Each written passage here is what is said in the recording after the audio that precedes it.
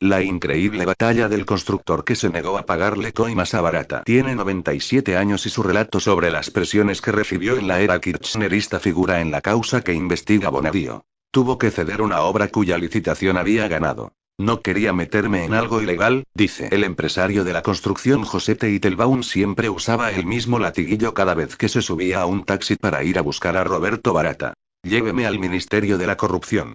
Y le daba la dirección de Hipólito Yrigoyen 250, la sede del Ministerio de Planificación, que manejaba Julio Devido.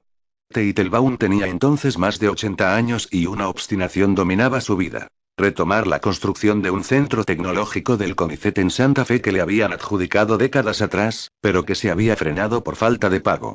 En esos tiempos pocos conocían el poder de Barata y nadie había escuchado aún hablar de un chofer llamado Óscar Centeno, que llevaba al funcionario a visitar empresarios para recoger sobornos. Con Teitelbaum había un problema. El terco se negaba a pagar. Ahora, a los 97 años y con una memoria impensable para su edad, Teitelbaum repasa la historia de su vida ante la nación, sentado en un sillón de su departamento porteño, vestido con saco, corbata y zapatillas deportivas. Es el testimonio de un empresario que tomó el camino inverso y rechazó pagar las coimas que prometían destrabar sus problemas. Es también una historia que exhibe desde el interior del mundo de la construcción cómo la complicidad se extendía a su alrededor con una mayoría que prefería pagar y mantener el silencio. Yo fui ingenuo. Una vez una funcionaria me dijo que para que me escuchara Barata tenía que poner el 15, y yo le respondí que no tenía su número de celular. Creía que me hablaba del prefijo. Teitelbaum se recibió en 1947 y al poco tiempo publicó un aviso en el diario. Ingeniero civil busca socio para hacer construcciones. Desde entonces comenzó a encarar obras sin interrupción a lo largo de las décadas, sacudido por los vaivenes de las crisis argentinas. Su empresa fue la responsable de edificios de departamentos, complejos en Bahía Blanca, el Banco Supervielle y, la más importante de sus obras, el edificio de la Biblioteca Nacional, ideado por Clorindo Testa. Yo era una topadora, rememora. Las demoras en la construcción de la biblioteca por la falta de presupuesto se convirtieron en un símbolo de las dificultades del Estado para concretar obras en la Argentina. A principio de los 80, Teitelbaum ganó una licitación del CONICET para ampliar el Centro Científico Tecnológico de Santa Fe. El proyecto tenía una dificultad adicional porque se encontraba en un área inundable y exigía levantar defensas especiales.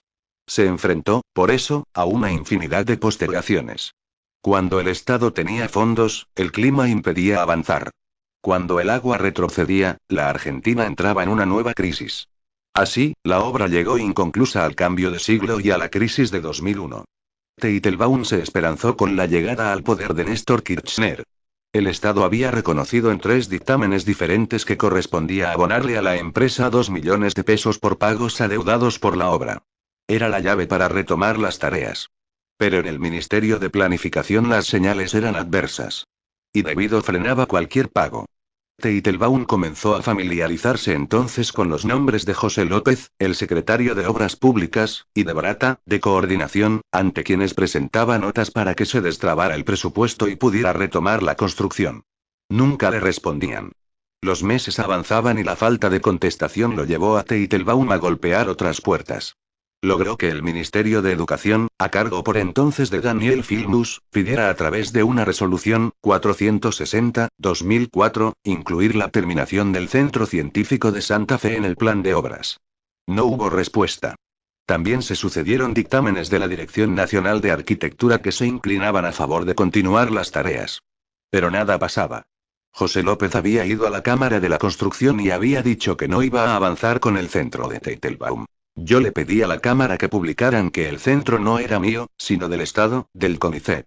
Pero no hicieron nada, se lamenta, en el living de su departamento, a media luz y rodeado de retratos de sus familiares, entre ellos, 2 hijos que ya murieron. El desenlace. Teitelbaum se empecinó. Una semana tras otra iba a planificación, donde se había transformado en un personaje. El octogenario que los empleados veían llegar en busca de una respuesta que nunca llegaba.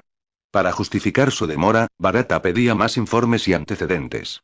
Dilataba el tiempo a la espera de que Teitelbaum entendiera lo que debía hacer. Lo mismo que hacían sus colegas. En marzo de 2005, el empresario consiguió otro espaldarazo. El titular del CONICET, Eduardo Charreau, envió una carta de debido donde reiteraba la necesidad de reactivar las obras del centro científico. Y recordaba a los diferentes organismos de la Secretaría de Ciencia y del Ministerio de Planificación que habían dado el visto bueno a la obra. Era una estaca clavada en la estrategia de debido y barata. Para los mandamases de planificación había llegado el momento de ser más claros con Teitelbaum. Andrés Aner, un asesor de obras públicas, lo citó a una reunión. Era en la oficina del subsecretario Raúl Rodríguez. Estaba Aner. Nos dijeron que teníamos que entregar la obra a Supercemento, y que a nosotros nos iban a dar otras obras, con socios ocultos. Yo lo rechacé, no quería meterme en nada ilegal, reconstruye.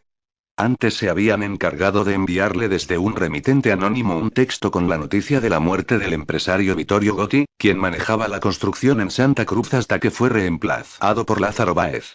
Teitelbaum captó el mensaje. Cuando el chofer Centeno enumeró el itinerario de cobro de coimas en las empresas del Club de la Obra Pública, Supercemento figuró en la nómina de aportantes.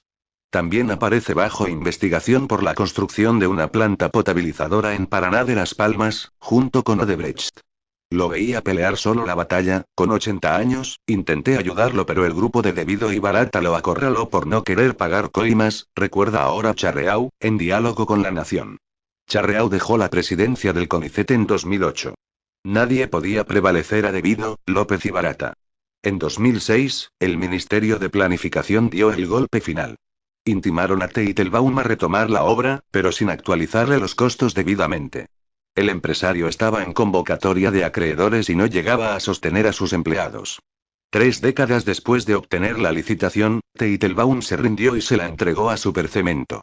Fue por un precio vil, pero tenía que enfrentar la quiebra, dice, mientras sujeta una enorme carpeta azul con los documentos legales que prueban su historia. En 2011, comenzó a escribir las memorias de la obra inconclusa bajo el título El despojo. La Oficina Anticorrupción envió su testimonio al juzgado de Claudio Bonadío, donde entre declaraciones de arrepentidos que confiesan coimas aparece la historia del empresario que eligió no pagar. Por Damián Nabot.